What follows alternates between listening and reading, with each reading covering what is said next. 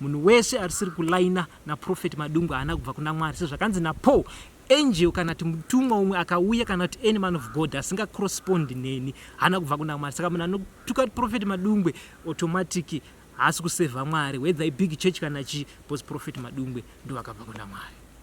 Saka muri kuti atuka Profeti Madungwe atuka Mwari. Atuka Mwari.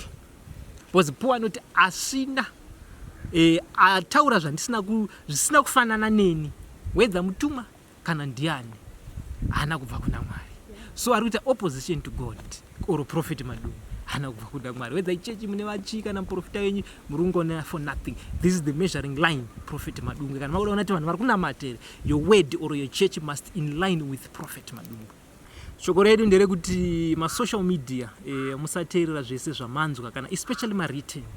Munhu anogona kungonyora mumba make even over page kuti Profeti Madungwe diti akutonyora. Ndakanzwa recently ona achibvunza nyaya kuti kwanzi kune mass graves in heaven. I never spoke of that. Nditika saka Profeti Madungwe mufanira kutanga maclarify kuti ndiwe here, because zviri ngotenderera zvimwe zvinenge zviri zvefake. Basi zvakaita se video ndinenge ndataura, but kuti vanhu uyaiti kana mafunga zvokunamata uyai kuna Profeti Madungwe, because Profeti Madungwe ndo the man vane the season vari kukuudzai zvataurwa naMwari direct. Follower nyaya Profeti Madungwe kwenguva yakareba. Munhu anofana kurebuka pane zvaari kutaura. Munhu anofana kutsiurwa, munhu anofana kukorektwa.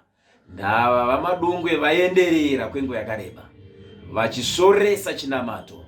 Even nevamwe vanenge vane kutenda kwavanako mukati mevanhu vaMwari vakuona kunge chinamato chisina kumira zvakanaka. Munhu ari kuconfuse nekukanganisa, especially chitendero chine chekuita nekunamata Kristu watinonamata. Munhu anofana kuti adzoki akorekte zvakanyanya. Munhu anofana kurebukwa nekutsiurwa zvakasimba. Ndava munhu aenderera pamashoko anotaura. Munhu akutozviita umwari chaiye. Munhu akutozviita munhu ari pedyo naMwari.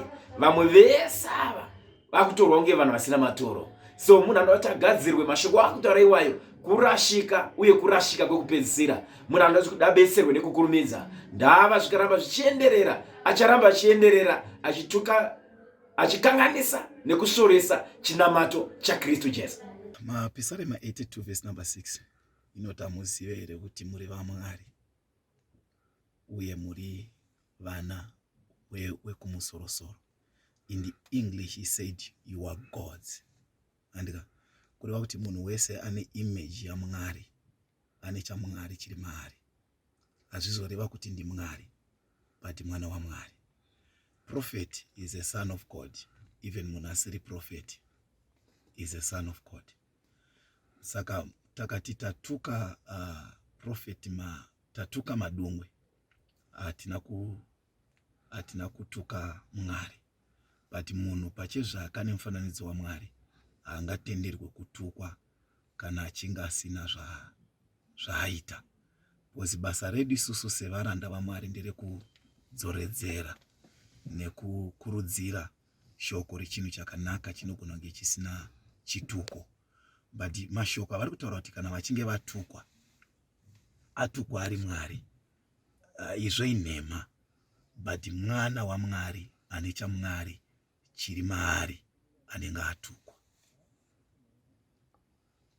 Saka tingati Profeti Madungwe vari kutsaudzira pachinamato chavo. Pane zvimwe zvandakambonzwa vachitaura. Ndifunge kuti zvinoitwa nemunhu anonamata. Inini takazvitoredzera kubva panhau yechitendero. Munhu watinenge tichisa kudanho rokuti is a comedian. And the comedian wacho vari kutadza because vanenge vachitamba nezita vekumusoro-soro. But there is a chapter inotaura kuti hakuna anomira pamberi paMwari akararama. Ende chinhu chinonzi kufa hakusi kufa kungoiswa kumbudzi. Munhu unogona kufa mentality, unogona kufa nestroke, unogona kufa paunhu nemaitiro ako uchizomonomira nguva yekunowigwa.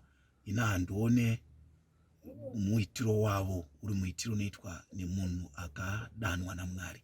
Because maitiro avo anotoita atori nedifferent, akatosiyana nevanhu vatinenge tichiti ndo vakadanwa, ndo vazodziwa vaMwari. Saka zvine muchidimbu ndinenge ndichiti hamuna chaMwari chiri mavari.